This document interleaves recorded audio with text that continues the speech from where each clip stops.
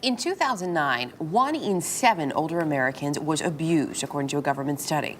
On Wednesday, a Senate committee heard from a Hollywood legend who says he is one of those victims. CBS News congressional correspondent Nancy Cordes is on Capitol Hill this morning with the story. Nancy, good morning.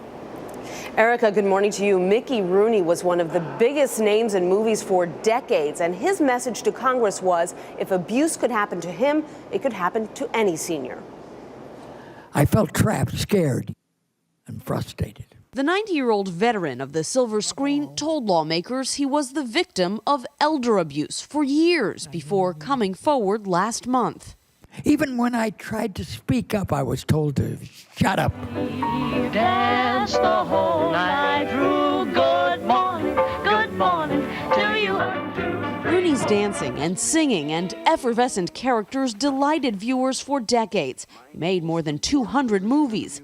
But in February, the frail Californian obtained a temporary restraining order against his 52-year-old stepson, complaining that the son of his 8th and current wife had, quote, taken control of Mickey's personal and financial affairs and was verbally abusive, depriving him of medicine and food, even confiscating his identification to prevent him from traveling. I was eventually and completely stripped of the ability to make even the most basic decisions. His stepson denies the allegations, but Rooney's story is far from unique. I am here today because it's so important that I share my story with others.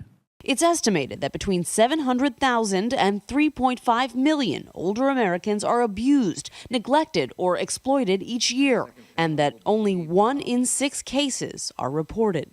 Were you glad that you had a chance to share your story? Everything you heard me say today was real. And he hopes other seniors will not wait as long as he did to get help.